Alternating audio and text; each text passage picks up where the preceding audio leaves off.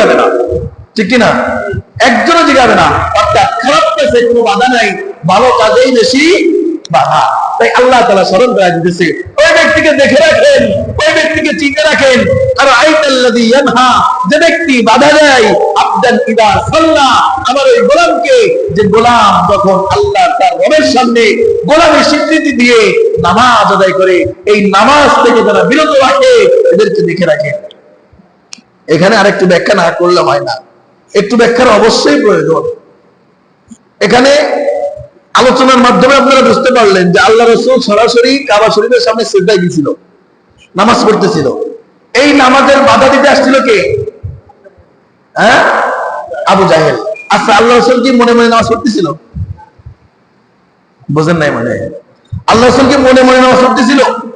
পর্দা টানায় কেউ দেখতে পারবে না, আমি একাই নামাজ পড়বো, এটা নামাজ পড়তেছিল? তাকে প্রকাশ্যে প্রকাশ্যে সরজমিনে কাবাকে সামনে করে নামাজ পড়তেছিল।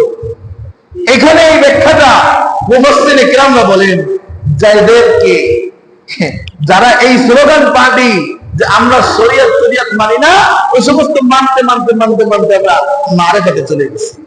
এখন আর মানুষকে দেখায় নামাজ পড়ি না।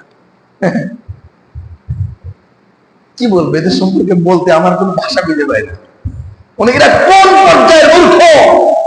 আর এদের সঙ্গে সাপোর্ট দিয়ে, এদের কোথায় তালে তাল মিলিয়ে কিছু আহম্মক আছে। আসলেই তো মারেফাতে তো নামাজ নেই, শরিয়াতে নামাজ, নামাজ তো শরিয়াতে। আচ্ছা, আপনার কাছে আমার প্রশ্ন, আপনার দয়াল বাবা কেবলা কাবা বেশি বড় মারেফাতওয়ালা ছিল নাকি আমার রাসূল ছিল?